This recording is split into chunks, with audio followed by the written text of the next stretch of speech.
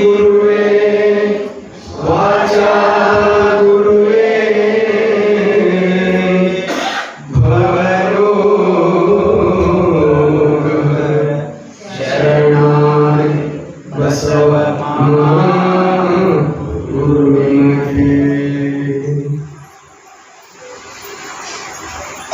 ವಿಶ್ವಗುರು ಮಹಾಮಾನವವಾದಿ ಬಸವಣ್ಣನವರನ್ನು ಹೃದಯ ಮಂದಿರದಲ್ಲಿ ಸ್ಮರಿಸುತ್ತಾ, ಮಹಾಮಹಿಮರು, ಬಯಲುಕಾಯಿ ಸಿದ್ಧರು, ಶೂನ್ಯಪೀಠಾಧ್ಯಕ್ಷರು ಆದಂತಹ ಅಲ್ಲಮ ಪ್ರಭುದೇವರನ್ನು, ಪ್ರಪಂಚದ ಎಲ್ಲ ದಾರ್ಶನಿಕರನ್ನು, ಚಿನ್ಮಯ ಜ್ಞಾನಿ ಶತಸ್ಥಲ ಚಕ್ರವರ್ತಿ ಚನ್ನಬಸವಣ್ಣನವರು ಹೃದಯ ಮಂದಿರದಲ್ಲಿ ಸ್ಮರಿಸಿ ಸೇರುವ ಎಲ್ಲ ಸಂಪರ್ಕ ಬಂಧುಗಳು, ತಾಯಿಂದರೆ, ಮಕ್ಕಳಿಗೆ ಎಲ್ಲರಿಗೂ ಫ್ಯಾನ್ ಸ್ವಲ್ಪ ಸ್ಪೀಡ್ ಆಗಿದೆ. ಬೇಕು ಸ್ವಲ್ಪ ಹಿಂದಕ್ಕೆ ಇಡಿ, ಸ್ವಲ್ಪ ಹಿಂದಕ್ಕೆ ಒಂದು ಪಾಯಿಂಟ್ ಕಡಿಮೆ ಮಾಡಿ. ಒಂದು ಸ್ಪೀಡ್ ಆಗಿದೆ ಅನಿಸುತ್ತೆ. ಮಹಾದೇವಿಯಕ್ಕನ ಕದಳಿಯ ಕಾಮನೆ ಅಂದ್ರೆ ಇಚ್ಛೆ. ಕಾಮನೆ ಅಂದ್ರೇನು? ಇಚ್ಛೆ. ಅದರ ಬಗ್ಗೆ ನಿನ್ನೆ ಚರ್ಚೆ ಆಗಿದೆ. ಪ್ರಭುದೇವರು, ಬಸವಣ್ಣನವರು, ಎಲ್ಲ ಶರಣರು ಹೇಳಿದರು. ಅಂದ್ರೆ ಏನು ಹೋಗೋ ಅಗತ್ಯ ಇಲ್ಲ, ಇಲ್ಲೇ ಇರಬಹುದು. ಶರಣರ ಸಂಘಕ್ಕಿಂತ ಶ್ರೇಷ್ಠವಾದದ್ದು ಯಾವುದಿದೆ ಅಂದಾಗ ಮಹಾದೇವಿಯಕ್ಕ ಚನ್ನಮಲ್ಲಿಕಾರ್ಜುನ ಇಚ್ಛೆ ಅದು ನನ್ನ ಇಚ್ಛೆ, ಇದು ಪರಮಾತ್ಮನ ಇಚ್ಛೆ ಇದೆ ಅಂತ ತಿಳ್ಕೊಂಡು ಹೇಳಿದಾಗ ಆಗಬಹುದು ಅಂತ ಹೇಳಿ ಪ್ರಭುದೇವರು ಹೇಳ್ತಾರೆ, ಪ್ರಶಸ್ತವಾದ ಜಾಗ ಅಂದ್ರೆ ನೀವು ಕದಳಿಯ ಬನ. ಬಹಳ ಸಂತೋಷ ಆಗುತ್ತೆ ಮಹಾದೇವಿಯಕ್ಕನಿಗೆ. ಅದರ ಮಾರ್ಗದರ್ಶನವನ್ನು ಸ್ವಲ್ಪ ಮಾಡಿ ನನಗೆ ಅಂತ ಕೇಳ್ತಾರೆ. ನೀವು ಈಗಾಗಲೇ ಹೋಗಿ ಬಂದಿದ್ರೆ ಅದರ ಬಗ್ಗೆ ತಿಳಿಸ್ಕೊಡಿ. ಪ್ರಭುದೇವರು ಹೇಳ್ತಾರೆ, ಹೌದು, ನಾನು ಈಗಾಗಲೇ ಒಂದ್ಸಾರಿ ಹೋಗಿ ಬಂದಿದ್ದೀನಿ. ಕೊನೆಗಾಲಕ್ಕೆ ಐಕ್ಯ ಆಗೋದಕ್ಕೆ ನಾನು ಕೂಡ ಅದೇ ಜಾಗವನ್ನು ಆಯ್ಕೆ ಮಾಡ್ಕೊಂಡಿದ್ದೀನಿ. ಇನ್ನು ದೇಹದ ವಿಸರ್ಜನೆ ಮಾಡಲಿಕ್ಕೆ ಆವಾಗ ತಾವು ಪಥದರ್ಶನ ಮಾಡಬೇಕು, ದಾರಿ ಹೇಳಬೇಕು. ಆಗ ಪ್ರಭುದೇವರು ಬಹಳ ಅದ್ಭುತವಾದ ಒಂದು ವಚನವನ್ನು ಹೇಳಿದ್ದಾರೆ. ನೀ ನಾನೆಂಬ ಉಭಯ ಸಂಘ ಒಡೆದು ತಾನು ತಾನಾದ ತ್ರಿಕೂಟವೆಂಬ ಮಹಾಗಿರಿಯ ತುಟ್ಟ ತುದಿಯ ಮೆಟ್ಟಿ ನೋಡಲು ಬಟ್ಟ ಬಯಲು ಕಾಣಬಹುದು ನೋಡ. ಆ ಬಯಲು ಬೆಳೆಸುವರೆ ತ್ರಿಕೂಟ ಗಿರಿಯೊಳಗೊಂದು ಕಾಣಬಾರದ ಕದಳೆಯುಂಟು ನೋಡ. ಕದಳಿಯ ಕಳದಲ್ಲಿ ಒಳಹೊಕ್ಕು ನೋಡಲು ತೊಳಗಿ ಬೆಳಗುವ ಜ್ಯೋತಿಯುಂಟು ಕೇಳ. ನಡೆಯಲ್ಲಿಗೆ ತಾಯಿ ಗುಹೇಶ್ವರ ಲಿಂಗದಲ್ಲಿ ಪರಮ ಪದವಿ ನಿನಗೆ ಸ್ವಯಬಹುದು ನೋಡ. ಬಹಳ ಅದ್ಭುತವಾದಂತಹ ಯೌಗಿಕ ಮತ್ತು ಭೌತಿಕ ಎರಡೂ ಅರ್ಥವನ್ನ ಅನ್ವಯ ಮಾಡಿ ಪ್ರಭುದೇವರು ಹೇಳಿದ್ದಾರೆ. ಚನ್ನಬಸವಣ್ಣನವರು ಕೇಳ್ತಾರೆ, ಇದರ ಅರ್ಥವನ್ನು ಸ್ವಲ್ಪ ಹೇಳಿ ನಮಗೆ.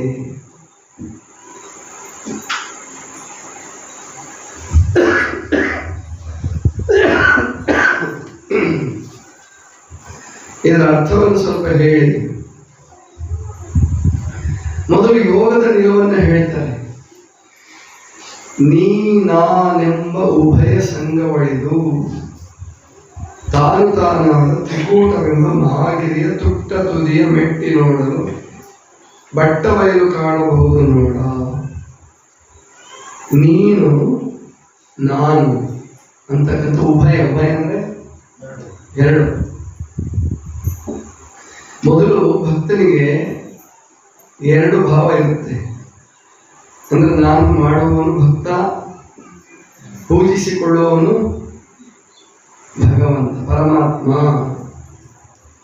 ಮಾಡುವಾತ ಭಕ್ತ, ಮಾಡಿಸಿಕೊಂಬಾತ ಅಥವಾ ಪೂಜಿಸಿಕೊಂಬಾತ ಪರಮಾತ್ಮ ಅಂತ ಎರಡು ಭಾವ ಇರ್ತದಲ್ಲ, ಇರ್ಲು ಬೇಕಲ್ಲ. ಆದ್ರೆ ಯೋಗಿಗಳ ಚಕ್ರಗಳನ್ನು ದಾಟುವ ಪ್ರಸಂಗ ಬಂದಾಗ, ನೀವು ಪೂಜಾರಿಗಳಾದ್ರೆ, ಪೂಜೆ ಮಾಡೋರಿದ್ರೆ, ಹೇಳ್ತಲ್ಲ ಮೊನ್ನೆ ವ್ಯತ್ಯಾಸ ನಿಮಗೆ ಚೆನ್ನಾಗಿ ಗೊತ್ತಾಯ್ತು. ಮೂರ್ತಿ ಇಟ್ಕೊಂಡು, ಅದು ಯಾವ್ದಾರ ಮೂರ್ತಿ ಇರ್ಬೋದು, ನಿಮ್ಮ ಮನೆ ದೇವ್ರದಿರ್ಬೋದು, ಊರ್ ದೇವ್ರದಿರ್ಬೋದು, ಯಾವುದೇ ಮೂರ್ತಿಯನ್ನು ಇಟ್ಕೊಂಡು ನೀವು ಪೂಜಿಸ್ತಾ ಇದ್ರಿಂದ್ರೆ ನೀವು ಕೊನೆಯ ತನಕ ಅದರಲ್ಲೇ ಇರ್ಬೇಕು. ಜನ್ಮ ಜನ್ಮಾಂತರಗಳು ಅದೇ ಇರ್ಬೇಕು, ಅಲ್ಲೇ ಹುಟ್ಟಿರ್ತೀರ, ಅಲ್ಲೇ ಅದೇ ಭಕ್ತಿ, ಅದೇ ಮಾಡೋದು, ಅದೇ ಉಣ್ಣೋದು, ಮತ್ತೆ ಸಂಸಾರದಲ್ಲಿ ಬೀಳೋದು, ಮತ್ತೆ ಸಾಯೋದು, ಮತ್ತೆ ಹುಟ್ಟೋದು. ಈ ಹುಟ್ಟು ಸಾವುಗಳ ಭವದ ಚಕ್ರ ಹರಿಬೇಕಾದ ಪ್ರಸಂಗ ಬಂದಾಗ ಪೂಜಿಸಿಕೊಂಬುವ ಲಿಂಗ ಬೇರೆ, ಪೂಜಿಸುವಾದ ಭಕ್ತ ಬೇರೆ ಅನ್ನುವ ಭಾವ ಅಳದೋಗುತ್ತೆ. ಇಷ್ಟಲಿಂಗ ಪೂಜೆ ಮಾಡಿ ಮಾಡಿ ಮಾಡಿ ಇಷ್ಟಲಿಂಗಕ್ಕೆ ಯಾವ್ದಾರ ರೂಪ ಇದೆಯಾ? ಹೆಣ್ಣ ಗಂಡ ಲಿಂಗ? ಹೆಣ್ಣು ಅಲ್ಲ, ಗಂಡು ಅಲ್ಲ. ಪ್ರಾಣಿನ, ಪಕ್ಷಿನ? ಇಲ್ಲ, ಏನೂ ಅಲ್ಲ. ಅದು ಗೋಲಾಕಾರವಾಗಿದೆ, ವಿಶ್ವದಾಕಾರದಲ್ಲಿದೆ. ಜಗದಗಲ, ಮುಗಿಲಗಲ, ಮಿಗೆಯಗಲ, ಕಡೆಗೆ ನಿಮ್ಮಗ. ಅಂದ್ರೆ ಸಾಟಿ ಯಾರು ಇಲ್ಲ ಅದಕ್ಕೆ. ಪರಮಾತ್ಮನಿಗೆ ಸಾಟಿ ಯಾರು ಇಲ್ಲ, ಅದಕ್ಕೆ ನಿಮ್ಮಗಲ ಅಂತ ಕೊನೆ. ಈ ಲಿಂಗವನ್ನು ಪೂಜಿಸಿ ಪೂಜಿಸಿ ಪೂಜಿಸಿ ಕಡೆಗೆ ಒಳಗಡೆ ಪ್ರಾಣಲಿಂಗ ಸಾಕ್ಷಾತ್ಕಾರ ಆಗಬೇಕು. ಪ್ರಾಣಲಿಂಗ ಸಾಕ್ಷಾತ್ಕಾರ ಆದ್ಮೇಲೆ ಅಲ್ಲಿ ಚಕ್ರಗಳಲ್ಲಿ ಕುಂಡಲಿನಿ ಶಕ್ತಿ ಮೇಲೆ ಶುರುವಾಗುತ್ತೆ ಅಂತ ಕೇಳಿದರೆ, ಚಕ್ರಗಳು ನೆನಪಿದಾವಲ್ಲ, 6 ಚಕ್ರಗಳು: ಆಧಾರ, ಸ್ವಾಧಿಷ್ಠಾನ, ಮಣಿಪೂರಕ, ಅನಾಹತ, ವಿಶುದ್ಧಿ, ಆಜ್ಞೆ. ಇಲ್ಲಿ ತ್ರಿಕೂಟ. ಈ ತ್ರಿಕೂಟ ಕಾಣುತ್ತೆ ನೋಡಿ, ಇಲ್ಲಿ ಇಲ್ಲಿ ಇಲ್ಲಿ ನಮ್ಮ ಮಧ್ಯದಲ್ಲಿ ಬರುತ್ತೆ. ಅದನ್ನ ಇನ್ನೊಂದು ಪರಿಭಾಷೆಯಲ್ಲಿ ಹೇಳ್ತಾರೆ, ಈಡ ಪಿಂಗಳ, ಸೂರ್ಯನಾಡಿ, ಚಂದ್ರನಾಡಿ, ಮಧ್ಯದಲ್ಲಿ ಹೋಗ್ತಕ್ಕಂಥದ್ದು ಸುಷುಮ್ನ ನಾಡಿ. ಆ ಮಧ್ಯದ ದಾರಿಯನ್ನು ಹಿಡಿದ್ರೆ ಅಲ್ಲಿ 2 ಅಳಿದು ಒಂದಾಗೋದು. ನೀನು ನಾನು ಎಂಬ ಉಭಯವಳಿದು ತಾನು ತಾನಾದ ತ್ರಿಕೂಟವೆಂಬ ಮಹಾಗಿರಿಯ ತುಟ್ಟ ತುದಿಯ ಮೆಟ್ಟಿ ನೋಡಲು. ಇಲ್ಲಿ ಇದು ತ್ರಿಕೂಟ ಆದ್ರೆ ಇಲ್ಲಿ ತನಕ ಇರೋದು ನಾವಿನ್ನು ಎಲ್ಲಿದ್ದೀವಿ ಅಂತ ಗೊತ್ತಿದೆಯಲ್ಲ. ಇವಾಗ ಎಲ್ಲಿದ್ದೀವಿ? 3 ಉದಾಹರಣೆ ಕೊಟ್ಟಿದ್ನಲ್ಲ. ದೇವರ ಕೋಣೆ ಯಾವುದು, ಹಾಲ್ ಯಾವುದು, ಕಿಚನ್ ಯಾವುದು, ಟಾಯ್ಲೆಟ್ ಯಾವುದು, ಬಾತ್ರೂಮ್ ಯಾವುದು ಎಲ್ಲ ಹೇಳಿದ್ದೆ. ಈಗ ಸದ್ಯಕ್ಕೆ ನಮ್ಮ ಪ್ರಯಾಣ ಎಷ್ಟರಲ್ಲಿದೆ? 3ರಲ್ಲೇ ಇದೆ. Kitchen, toilet, bathroom. ಕಿಚನ್ನು ಉಣ್ಣೋದು, ಅಡಿಗೆ ಮಾಡೋದು, ಎಲ್ಲ ಕೆಲಸ ಮಾಡ್ತಾರೆ. ನೀವು ಹಬ್ಬ ಮಾಡ್ರಿ, ಪಂಚಮಿ ಮಾಡ್ರಿ, ಗಣಪನ ಮಾಡ್ರಿ, ದೀಪಾವಳಿ ಮಾಡ್ರಿ, ಶಿವರಾತ್ರಿ ಮಾಡಿ, ಎಲ್ಲ ಕಿಚನ್. ಇನ್ನು ದೇವ್ರ ಕೋಣೆ ಬಾಗಿಲೇ ತೆಗೆದಿಲ್ಲ. ಅದು ಬಾಗಿಲು ತೆಗಿಲಾರದೆ ಜನ್ಮ ಜನ್ಮಾಂತರದ ಬಾಗಿಲು ತೆಗಿಲಾರದೆ ಬಾಗಿಲೇನಾಗೈತದ ಮುಚ್ಚಿ, ಬರೀ ಮುಚ್ಚಿದ್ರೆ ಏನಾಗಲ್ವಾ? ಮುಚ್ಚೋದು ತೆಗೆಯೋದು ಮಾಡ್ತಿದ್ರೆ ಪರವಾಗಿಲ್ಲ. ಕಾಯಿ ಮುಚ್ಚಿಬಿಡ್ರಿ ಮನೆ ಬಾಗಿಲು, ತೆಗಿಯಕ್ಕೆ ಬರಲ್ಲ. ಬಾಗಿಲು ಹೊಡಿಬೇಕಾಗ್ತದೆ. ಅದಕ್ಕೆ ಎಷ್ಟು ಅಟ್ಯಾಕ್ ಆಗ್ಬಿಡ್ತಾವ. ಏನೇನು ತೆಗಿಯಂಗೆ ಕಾಣಲ್ಲ ಇವು ಅಂತೇಳಿ ಬಾಗಿಲು ಹೊಡೆದು ಹೋಗ್ಬಿಡ್ತದ ಆತ್ಮ. ಅಲ್ಲಿಗೆ ಆ ಜನ್ಮ ಮುಗೀತು. ದೇವ್ರ ಕೋಲಿಂದ ಯಾವುದು? ಇಲ್ಲ, ಹೃದಯ. ದೇವರ ಕೋಲಿಂದ್ರೆ ಹೃದಯ. ಹೃದಯ ಭಾಗದಲ್ಲಿ ಪ್ರೇಮ ಜಾಗೃತಿ ಆಗಬೇಕು. ಅದು ನಿಜವಾದ ಭಕ್ತಿ. ಪ್ರೇಮ ಅಂತಂದ್ರೆ ಎಲ್ಲರ ಬಗ್ಗೆ ಪ್ರೇಮ. ಬರೀ ನಮ್ಮವ್ರದ್ದು, ನಮ್ಮ ರಕ್ತ ಸಂಬಂಧಿಕರು, ನಮ್ಮ ಜಾತಿ, ನಮ್ಮ ಕುಲ ಇದಲ್ಲ. ಸಕಲರಲ್ಲೂ ಪರಮಾತ್ಮನಿದ್ದಾನೆ. ಇದು ಆಮೇಲೆ ಇದು ವಿಶುದ್ಧಿ. ಇದು ಪೆಟ್ರೋಲ್ ಇದ್ದಂಗೆ. ಏನಿದ್ದಂಗೆ ಇದು ಹಾಲಿದ್ದಂಗೆ. ತ್ರಿಕೂಟ ಪರ್ವತ ಅಂದ್ರೆ ಹಾಲಿದ್ದಂಗೆ. ಈ ಶರೀರಕ್ಕೆ ಅಲ್ಲ, ಇಲ್ಲಿ ತನಕ ಕುಂಡಲಿನಿ ಶಕ್ತಿ ಏರಿದ್ರೆ ಇನ್ನೂ ಮೇಲೆ ಕೇಳಬೇಕು. ನೀನು ನಾನು ಅಳದೋಗುತ್ತಿಲ್ಲ, ಇನ್ನು ಮೇಲೆ ಕೇಳಿದ್ರೆ ಇಲ್ಲಿ ಇದು ಸಹಸ್ರಾರ ಅಂತ ಕರೀತಾರೆ. ಇದಕ್ಕೆ ಏನಂತಾರೆ? ಸಹಸ್ರಾರ ಅಥವಾ ಬ್ರಹ್ಮರಂಧ್ರ. ಸಹಸ್ರಾರ ಅಥವಾ ಬ್ರಹ್ಮರಂಧ್ರ ಅಂತ ಕರೀತಾರೆ. ಅಲ್ಲಿಗೆ ಮೆಟ್ಟಿ, ತುಟ್ಟ ತುದಿಯ ಮೆಟ್ಟಿ ನೋಡಲು ಬಟ್ಟ ಬಯಲಿದೆ, ಅಲ್ಲಿ ಬಯಲಾಗುತ್ತೆ. ಅಲ್ಲಿ ಯಾವ ಗುಣಗಳು ಇಲ್ಲ, ಯಾವ ನಿದ್ರೆ ಇಲ್ಲ, ಹಸಿವಿಲ್ಲ, ದೃಶ್ಯ ಇಲ್ಲ. ಯೋಗಿಗಳಿಗೆ ಅದು ಜಾಗೃತಿ ಆಗಿರುತ್ತೆ. ಆ ಬಯಲ ಬೆರೆಸುವರೆ ತ್ರಿಕೂಟಗಿರಿಯುವಾಗೊಂದು ಕಾಣಬಾರದ ಕದಳಿ. ಅದು ಎಲ್ಲರಿಗೂ ಸುಲಭವಾಗಿ ಗೊತ್ತಾಗಲ್ಲ, ಅದು ಕಾಣಬಾರದ ಕದಳಿ ಅಂತ ಹೇಳ್ಕೊಂಡು ಹೇಳ್ತಾರೆ. ಆಮೇಲೆ ಮತ್ತೆ ಆ ಕದಳಿಯ ಒಳಗೊಂದು ಕದಳಿಯ ಕಳದಲ್ಲಿ ಒಳಹೊಕ್ಕು ನೋಡಲು ತೊಡಗಿ ಬೆಳಗುವ ಜ್ಯೋತಿಯುಂಟು ಕೇಳ ನಡೆಯಲಿಗೆ ತಾಯಿ. ಅಲ್ಲಿ ಜ್ಯೋತಿ ಕೂಡ ಇದೆ, ಅಲ್ಲಿಗೆ ಏರು ನೀನು. ಸರಿ, ಇದರ ಯೌಗಿಕ ನಿಲುವಾಗಿ. ಭೌತಿಕ ನಾವು ಹೊರಗಿಂದ ಇಲ್ಲಿವರೆಗೂ ಇರೋದು ಶ್ರೀಶೈಲ ಪರ್ವತ. ನೀವು ಶ್ರೀಶೈಲ ಪರ್ವತಕ್ಕೆ ತ್ರಿಕೂಟದವರೆಗೂ ನಿಮ್ಮನ್ನು ಕರ್ಕೊಂಡು ಹೋಗೋಕ್ಕಾಗತ್ತಿಲ್ಲ ಗೊತ್ತಿಲ್ಲ ನನಗೆ. ಮುಂಚೆ ಒಬ್ಬರನ್ನು ಕಳಿಸ್ತಾ ಇದ್ದೀನಿ, ಕಳಿಸಿ ಅಲ್ಲಿ ಎಲ್ಲ ವ್ಯವಸ್ಥೆ ಮಾಡ್ತಾ ಇದ್ದೀವಿ. ಆದರೆ ಆ ತ್ರಿಕೂಟ ಪರ್ವತದ ಮೆಟ್ಲ ಹತ್ರ ನಾವು ಕರ್ಕೊಂಡು ಹೋಗಕ್ಕೆ ಸಾಧ್ಯ, ಕರ್ಕೊಂಡು ಹೋಗ್ತೀವಿ. ಅಂದ್ರೆ ಅಲ್ಲಿ ನದಿలో ದೋಣಿ ಹೋಗ್ಬೇಕು ಅಂತ ಕಾಣುತ್ತೆ. ಆ ತ್ರಿಕೂಟ ಪರ್ವತವನ್ನೇ ಏರ್ಬೇಕು. ಮತ್ತಲ್ಲಿ 3 ಪರ್ವತಗಳಿದಾವಲ್ಲಿ. ಅವು ಅಡಕೇಶ್ವರ ಅಂತಿದೆ ಅಲ್ಲೊಂದು, ಮತ್ತೆ ಇನ್ನೊಂದು ಶಿಖರೇಶ್ವರ ಅಂತ ಏನೊಂದು ಇರಬೇಕು. ಅದು ನಾಡದಲ್ಲಿ ಬರುತ್ತವೆಲ್ಲ ಬರ್ತಾವೆ.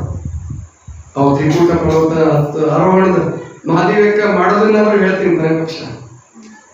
ಅದೆಲ್ಲ ಏರಿದ ಮೇಲೆ ಅಲ್ಲಿ ಒಂದು ಅಕ್ಕಮಹಾದೇವಿ ಗವಿ ಇದೆ ಮೊದಲು.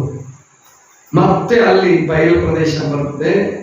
ಅಲ್ಲಿ ಸುಮಾರು ಒಂದು 8-9 ಕಿಲೋಮೀಟರ್ 10 ಕಿಲೋಮೀಟರ್ ಅಂದ್ರೆ ಕದಳಿ ಮನೆ ಬರುತ್ತೆ. ಈಗ ನಾವು ಕದಳಿ ಮನೆಗೆ ಹೋಗಕ್ಕಾಗಲ್ಲ, ಬಿಡ್ತಾ ನಿಲ್ವಂತೀವ. ಆಂಧ್ರ ತೆಲಂಗಾಣ ಆದ್ಮೇಲೆ ಬಿಡ್ತಾ ಇಲ್ಲ. ಅದನ್ನು ಪ್ರಭುದೇವರು ಹೇಳ್ತಾರೆ, ಬಹಳ ಸಂತೋಷ ಆಗುತ್ತೆ. ಇನ್ನೊಂದು ವಚನ ಪ್ರಭುದೇವರು ಬರುತ್ತೆ, ಕಾಯವೆಂಬ ಕದಳಿಯ ಹೊಕ್ಕು. ಕಾಯವೆಂಬ ಕದಳಿಯ ಹೊಕ್ಕು ಪ್ರಾಣವೆಂಬ ಗೌಹರದೊಳಗೆ. ಕಾಯ ಅಂತಕ್ಕಂಥದ್ದೇ ಕದಳಿ, ಪ್ರಾಣ ಅಂತಕ್ಕಂಥದ್ದೇ ಗುಹೆ. ಗೌಹರ ಅಂದ್ರೆ ಗುಹೆ. ಗೌಹರದೊಳಗೆ ಸಕಲೇಂದ್ರಿಯವೆಂಬ ಕೋಣೆಯೊಳಗೆ, ಸಕಲೇಂದ್ರಿಯವೆಂಬ ಕೋಣೆಗಳಲ್ಲಿ ತಿರುಗಾಡುತ್ತಾ ಬರಲಾಗಿ ಮೇರುಮಂದಿರದ ತ್ರಿಕೋಣೆಯಲ್ಲಿ ಬೆಳಗಾಯಿತು ಗುಹೇಶ್ವರ ಲಿಂಗವೆಂಬುದೊಂದು ರೂಪ. ಇದನ್ನು ತ್ರಿಕೋಣೆ ಇಲ್ಲಿಂದ ಪ್ರಾರಂಭವಾಗಿ ಇಲ್ಲಿವರೆಗೆ ಅದು ಅಲ್ಲಿ ಗುಹೇಶ್ವರ ಅಂತಕ್ಕಂಥ ನೆಲೆ ನಿಂತಿದ್ದಾನೆ ಅನ್ನೋ ಮಾತನ್ನು ಹೇಳ್ತಾರೆ. ಆವಾಗ ಇಷ್ಟೆಲ್ಲ ಹೇಳ್ಕೊಟ್ಟ ಮೇಲೆ ಮಹಾದೇವಕ್ಕ ಅಂತ ಹಾಗಾದ್ರೆ ನಾನು ನಾಳೆ ಹೊರಡ್ಬೋದಾ ಅಂತ ಬಸವಣ್ಣವ್ರು ಹೇಳ್ತಾರೆ, ಇಲ್ಲವ ತಾಯಿ, ನಾಳೆ ಹೊರಡಂಗಿಲ್ಲ. ನಾಳೆ ನೀನು ಅನುಭವ ಮಂಟಪದ ಮುಂದೆ ಇದನ್ನ ಎಲ್ಲ ಶರಣರ ಮುಂದಿಡು. ಈಗ ಅಲ್ಲಿ ಕೆಲವೇ ಶರಣರಿದ್ರು, ಪ್ರಭುದೇವರು, ಬಸವಣ್ಣವರು, ಚನ್ನಬಸವಣ್ಣ, ಅಕ್ಕನಾಗಮ್ಮ, ನೀಲಾಂಬಿಕೆ, ಇಷ್ಟೇ ಜನ ಇದ್ರು. ನಾಳೆ ಮಂಟಪದ ಮುಂದೆ ಇಡು, ಎಲ್ಲರಿಗೂ ತಿಳಿಸಿ ಎಲ್ಲರೂ ಒಪ್ಪಿಗೆ ತಗೊಂಡು ಹೊರಡಬೇಕು ತಾಯಿ ಅಂದಾಗ ಆಯಿತು ಅಂಥೇಳಿ ಮರುದಿವಸ ಹೋಗಿ ಮರುದಿವಸ ಲಿಂಗ ಎದ್ದು ಬೇಗನೆ ಎದ್ದು ಮನದಣಿಯುವಂತೆ ಲಿಂಗ ಪೂಜೆಯನ್ನು ಮಾಡಿಕೊಂಡು ಬರ್ತಾರೆ. ಏನು ಮಹಾದೇವಿ ಅಕ್ಕ ಅಂತಂದ್ರೆ ಸಾಕ್ಷಾತ್ ಆದಿಶಕ್ತಿ ಅವತಾರ ಕಂಡಂಗೆ ಕಾಣ್ತಾ ಇದ್ದಾರೆ. ತಿಳಿಗಾವಿಯ ಆಚ್ಛಾದನೆಯಲ್ಲಿ, ಸೀರೆಯ ಆಚ್ಛಾದನೆಯಲ್ಲಿ ಮಹಾದೇವಿ ಅಕ್ಕ ಬಂದಾಗ ಎಲ್ಲರೂ ಶರಣ ಸಲ್ಲಿಸ್ತಾರೆ. ಅಲ್ಲಿ ದೈವಿ ವಾತಾವರಣ, ಮೊದಲೇ ಶರಣರ ಸಂಸರ್ಗ. ಅದನ್ನು ವರ್ಣಿಸೋದಕ್ಕೆ ನಮ್ಮ ಕೈ ನಿಮ್ಮ ಕೈಲಿ ಸಾಧ್ಯವಿಲ್ಲ. ಮಹಾದೇವಿ ಅಕ್ಕನ ನೋಡಿ ಎಲ್ಲರಿಗೂ ಸಂತೋಷ ಆಗುತ್ತೆ. ಪಂಚಲೋಹದ ಗಂಟೆ ಮೊಳಗುತ್ತೆ. ಮೊದಲು ಜಾಗಟೆ ಗಂಟೆ ಮೊಳಗುತ್ತಿದ್ದು, ಪ್ರಾರ್ಥನೆ, ಓಂಕಾರದೊಂದಿಗೆ ಪ್ರಾರ್ಥನೆ ಆಗುತ್ತೆ. ಮಹಾದೇವಿಯಕ್ಕನೇ ಮಾತುಗಳನ್ನು ಪ್ರಾರಂಭಿಸುತ್ತಾರೆ. ಶರಣಬಂಧುಗಳೇ, ಗಂಗೆಯ ಪ್ರವಾಹದೊಡನೆ ಬೆಟ್ಟಗುಡ್ಡಗಳು ಗಂಗೆಯ ಪ್ರವಾಹದೊಡನೆ ಒಡಗೂಡಿ ಬೆಟ್ಟಗುಡ್ಡಗಳು ಕ್ಷೀಣಿಸುವಂತೆ, ಅಗ್ನಿಯೊಡನಾಡಿ ಕಸ ಕಾಷ್ಟಗಳು ಸುಟ್ಟು ಹೋಗುವಂತೆ, ಜ್ಯೋತಿಯೊಡನಾಡಿ ಕತ್ತಲೆ ಕೆಡುವಂತೆ, ಜ್ಞಾನಿಯೊಡನಾಡಿದ ಅಜ್ಞಾನಿ ಅರಿವುಳ್ಳ ಶರಣನಾಗುವಂತೆ ತಮ್ಮಂತಹ ಮಹಾನುಭಾವರ ಸಂಘದಲ್ಲಿದ್ದು ನಾನು ಜನನ ಮರಣಗಳ ದ್ವಂದ್ವಾತ್ಮಕ ಭವಚಕ್ರದಿಂದ ಪಾರಾಗಿದ್ದೀನಿ. ಮಹಾದೇವ ಹೇಳ್ತಕ್ಕಂಥ ಗಂಗೆಯೊಡನಾಡಿದಂತಹ ಬೆಟ್ಟಗುಡ್ಡಗಳು ಕೆಟ್ಟು ಹೋಗ್ತಾವೆ, ಕುಸಿತದೆ. ನೀವು ಕೇಳಿರ್ಬೇಕು, ಹಿಮಾಲಯದ ಭಾಗದಲ್ಲೇ ಭೂಕುಸಿತಗಳು ಜಾಸ್ತಿ ಆಗೋದು. ಯಾಕೆಂದ್ರೆ ಅಲ್ಲಿ ತುಂಬಾ ನದಿಗಳ ಹರಿಯುತ್ತೆ, ತುಂಬಾ ಮಳೆ ಆಗುತ್ತೆ. ಮಳೆ ಆಗಿ ಮಂಜುಗಡ್ಡೆ ಬಿದ್ದು ಬಿದ್ದು ಬಿದ್ದು ಆ ಕಲ್ಲು ಬಂಡೆಗಳೇ ನಡೆದುಬಿಡ್ತವೆ. ಅಲ್ಲಿ ಎಂಥ ಕುಸಿತಗಳಾಗುತ್ತೆ. 2013ರಲ್ಲಿ ಒಂದು ಮಳೆ ಆಯಿತು, ಜೊತೆಗೆ ಪ್ರವಾಹ ಬಂತು.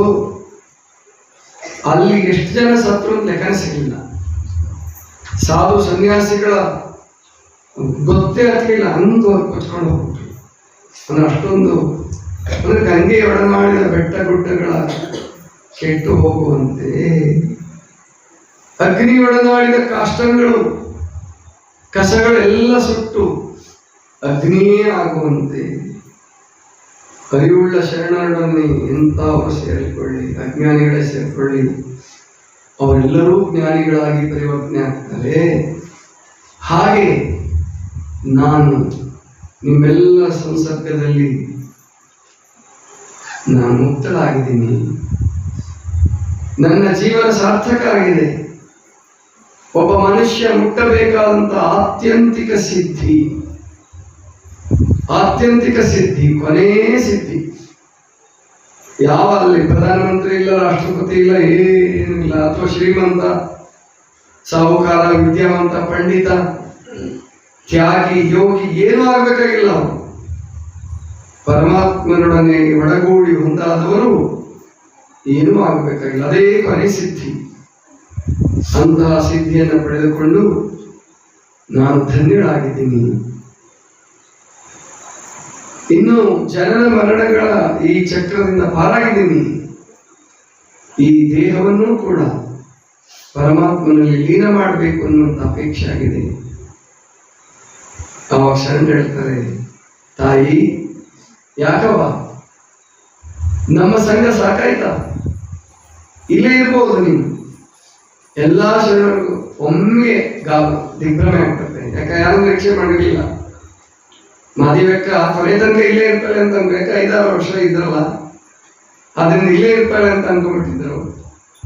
ಮಹಾದೇವಿಯಕ್ಕ ಹೊರಡೋ ಪ್ರಸಂಗ ಬಂದಾಗ ಎಲ್ಲರಿಗೂ ಹೃದಯದಲ್ಲಿ ದುಃಖದ ಮನೋಭಾವನೆ ಉಂಟಾಗುತ್ತೆ. ಅವರೆಲ್ಲ ಸಿದ್ಧ ಪುರುಷರೇ, ಶರಣರೇ, ಐಕ್ಯ ಸ್ಥಿತಿಯನ್ನು ಪಡೆದವರೇ.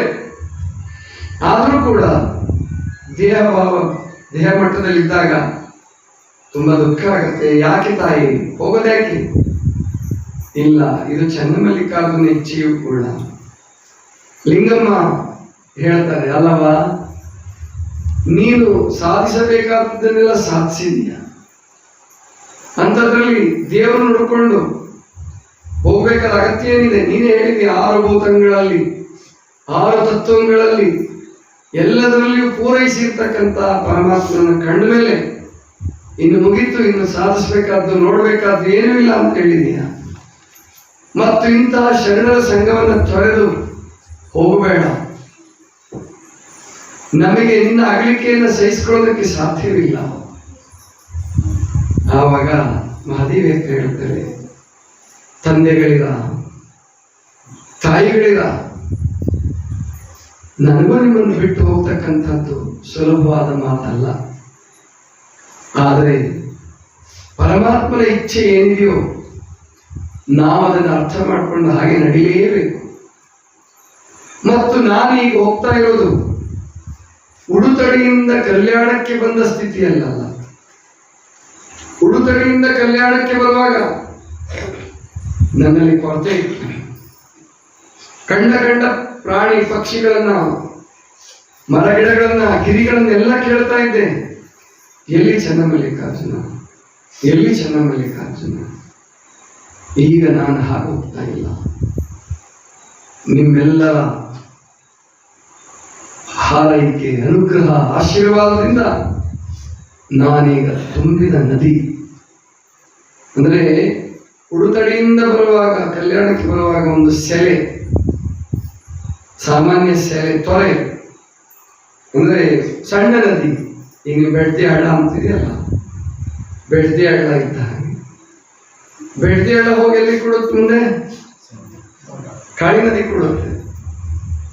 ಹಾಗೆ ಈಗ ನಾನು ಒಂದು ನದಿ ಆಗಿದ್ದೀನಿ. ಈ ನದಿ ಇಲ್ಲಿಂದ ಶ್ರೀಶೈಲಕ್ಕೆ ಹರಿಯುವಾಗ ಸುಮ್ಮನೆ ಹರಿಯೋದಿಲ್ಲ. ಅಕ್ಕಪಕ್ಕದಲ್ಲಿರ್ತಕ್ಕಂಥ ಹೊಲಗಳಿಗೆ ನದಿ ನೀರನ್ನ ಉಣಿಸ್ತಾ ಉಣಿಸ್ತಾ ಉಣಿಸ್ತಾ ಹೇಗೆ ಹೋಗ್ತಾ ಇದೆಯೋ ಹಾಗೆ ಹಸಿದ ಜೀವಗಳಿಗೆ ಧರ್ಮಾಮೃತವನ್ನು ಉಣಿಸ್ತಾ, ಬಳಲಿದ ಆತ್ಮಗಳಿಗೆ ಪರಮಾಮೃತವನ್ನು ಉಣಿಸ್ತಾ ಉಣಿಸ್ತಾ ನಾನು ಪ್ರಯಾಣ ಮಾಡಬೇಕಾಗಿದೆ. ಜೊತೆಗೆ ಬಸವ ತಂದೆಯ ಅಪೇಕ್ಷೆ ಏನಿದೆಯಲ್ಲ, ಜಂಗಮ ನಿಂತ ನೀರಾಗಬಾರದು, ಒಂದು ಕಡೆ ನಿಲ್ಲಬಾರದು. ಹಳ್ಳಿಗೆ ಏಕರಾತ್ರಿ ಅಂತೆ, ಪಟ್ಟಣಕ್ಕೆ ಪಂಚರಾತ್ರಿ ಅಂತೆ ಸಾವಿರಾರು ಜನ ಜಂಗಮರು ತತ್ವ ಪ್ರಸಾರ ಮಾಡ್ತಾ ಇದ್ದರು. ಅವಾಗ ಅವರ ದಾರಿಯಲ್ಲಿ ನಡೆದು ನಾನು ಶ್ರೀಶೈಲದವರೆಗೆ ಹೋಗುವಾಗ ಸಾವಿರಾರು ಜನರಿಗೆ ಬಸವ ತತ್ವದ ಅಮೃತವನ್ನು ಉಣಿಸ್ತಾ ಹೋಗ್ತೀನಿ. ಇದು ಮೊದಲನೆಯ ಉದ್ದೇಶ. ಎರಡನೇ ಉದ್ದೇಶ, ನಾನು ಶ್ರೀಶೈಲಕ್ಕೆ ಹೋಗ್ತಿರೋದು ಮಲ್ಲಿಕಾರ್ಜುನ ಹುಡ್ಕೊಂಡಲ್ಲ, ಕದರಿಯ ಬಲದಲ್ಲೇ ಮಲ್ಲಿಕಾರ್ಜುನ ಇದ್ದಾನೆ ಅಂತಲ್ಲ. ಅವನು ಸರ್ವಾಂತರ್ಯಾಮಿ. ಅವನು ಪ್ರತಿಯೊಂದು ಜೀವದಲ್ಲಿ, ಪ್ರತಿಯೊಂದು ಕಣಕಣದಲ್ಲೂ ಇದ್ದಾನೆ. ನನ್ನಲ್ಲಿ, ನಿಮ್ಮಲ್ಲಿ, ಎಲ್ಲದಲ್ಲೂ ಅವನಿಲ್ಲದ ಜಾಗವೇ ಇಲ್ಲ. ಆದರೆ ನನಗೊಂದು ಆಸೆ ಐತಿ, ಯಾವ ಮಾನವರ ಹುಳು ಕೇಳಿಸದಲ್ಲ ಅನ್ನುವಂತಹ ಜಾಗದಲ್ಲಿ ಪ್ರಕೃತಿ ಶಕ್ತಿಯನ್ನು ಮೀರಿ ಸ್ವಾನಂದ ತಪಸ್ಸಿನಲ್ಲಿ ಕುಂತು ನಾನು ಈ ದೇಹವನ್ನು ತ್ಯಾಗ ಮಾಡಬೇಕು ಅಂತ ಸಂಕಲ್ಪ ಮಾಡಿದ್ದೀನಿ. ಧ್ಯಾನ ಮಾಡ್ತಾ ಮಾಡ್ತಾ, ಸಮಾಧಿ ಸ್ಥಿತಿಯನ್ನು ಅನುಭವಿಸ್ತಾ ಈ ದೇಹ ತ್ಯಾಗ ಮಾಡುವಂತ ಅಪೇಕ್ಷೆ, ಅದು ಕೂಡ ದಿವ್ಯ ಅಪೇಕ್ಷೆ. ನನ್ನ ಅಂಗದ ಇಚ್ಛೆ ಅಲ್ಲ, ಅದು ಲಿಂಗದ ಇಚ್ಛೆ. ಇನ್ನೂ ಒಂದು ತಾತ್ವಿಕ ಕಾರಣ ಇದೆ. ಪ್ರಾಯಶಃ ಮಾತಾಜಿಯವರ ಕಲ್ಪನೆ ಇರಬಹುದು ಅಥವಾ ಮಾದಿವೇಕರ ಇಚ್ಛೆ ಇರಬಹುದು. ಏನಂದ್ರೆ, ನಿಮ್ಗೆಲ್ಲ ಗೊತ್ತಿದೆ, ಮಹಾತ್ಮರ ಶರೀರ ಸಿಕ್ಕರೆ ಯಾರು ಹಂಗೆ ಬಿಡೋದಿಲ್ಲ. ಮಹಾತ್ಮರದಲ್ಲ. ಈಗ ನಾವು ಸತ್ತರೆ, ಈಗ ನೀವು ಸತ್ತರೆ ಯಾರೋ ಹೆಣ ಬಿಟ್ಟು ಹೊರಟೋಗ್ಬಿಡ್ತಾರೆ.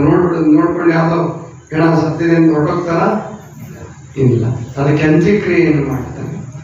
ಎಂಥ ಪರದೇಶಿ ಹೆಣ ಇದೆ ಅಂದ್ರೂ ಕೂಡ, ಯಾರು ದಿಕ್ಕಿಲ್ಲ ಅಂದ್ರು ಅದಕ್ಕೊಂದು ಅಂತ್ಯ ಕ್ರಿಯೆ ಅಂತ ಮಾಡ್ತಾರೆ.